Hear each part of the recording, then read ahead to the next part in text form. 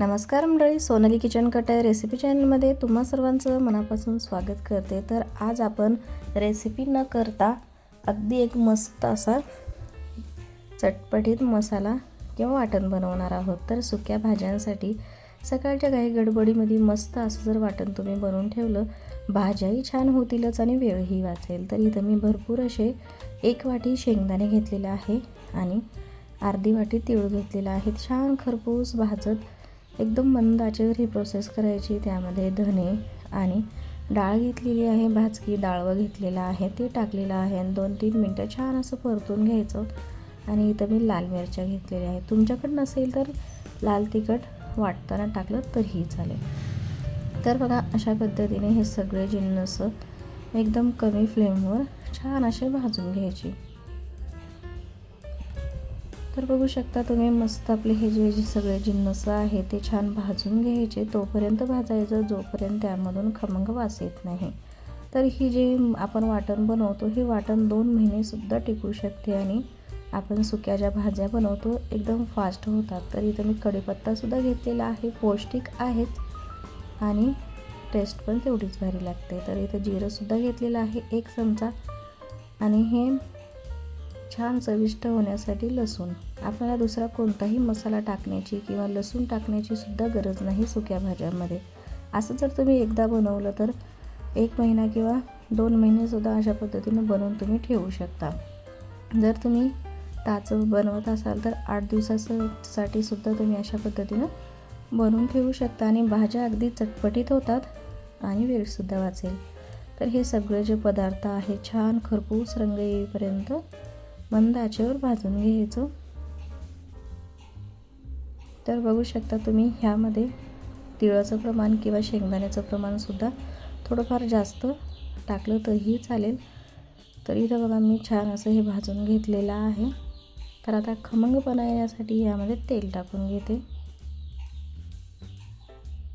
तर बघा, तेल टाकल्यामुळे जी मिरची आहे ती छान कुरकुरीत होते। तेल टाकून अगदी 1-2 ते 3 मिनटं आपल्याला हे खरपूस भाजून घ्यायचं आहे। जेवढं छान मंद आचेवर भाजलं गेलं तेवढेच आपली ही जी वाटण आहे ते छान लागते। तर इथं मी खोबरं घेतलेलं आहे खिसलेलं, हे शेवटी टाकलं कारण खोबरं खिसलेलं आहे, लवकर जर टाकलं तर ते जळू शकते, म्हणून शेवटी आपल्याला हे टाकायचं आहे। तर बघू शकता तुम्ही, खोबरं टाकून 2-3 मिनटं परतून झाल्यावर आपल्याला आता हे कशात तरी काढून घ्यायचं आणि थंड करायचं। मिरचीसुद्धा अगदी मस्त कडक झालेली आहे आणि आता हे सगळं जे वाटण आहे एखाद्या परातीमध्ये किंवा असंच थंड करून तुम्ही मिक्सरला वाटू शकता। तर बघा, तुम्हाला मिरची दाखवते तोडून। तर छान असे सगळे जे मसाले आपण टाकले होते ते मस्त खरपूस रंग येईपर्यंत मी तसंच भाजून घेतलं आणि थंड करून घेतलं। बघू शकता तुम्ही, आता मिक्सरला आपण एकदम छान असं भरडसर वाटणार आहोत, एकदम बारीक नाही, थोडंसं ओबड-धोबड वाटायचं, त्यामुळे भाज्यांना छान असा टेस्टीपणा येतो। तर बघा, अशा पद्धतीचं मिक्सरचं भांडं घेतलं, त्यामध्ये थंड झाल्यावर हे सगळं काढून घ्यायचं आणि त्यामध्ये टाकून घ्यायचं। चवीपुरतं मीठ टाकायचं। तुम्ही जर मिरची वापरत नसाल तर इथं ह्या स्टेजला तुम्ही मिरचीची पावडर टाकू शकता।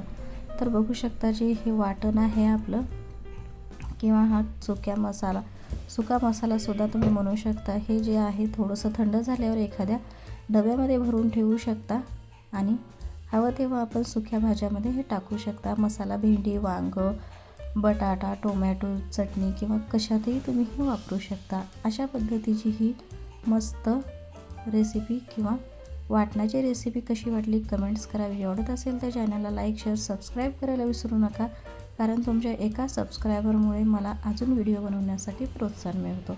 नक्की सबस्क्राईब करा आणि घरी करून बघा, तुमच्या भाज्याही टेस्टी होतील आणि वेळही वाचेल। असाच घेऊन व्हिडिओ भेटू पुढच्या व्हिडिओमध्ये। धन्यवाद।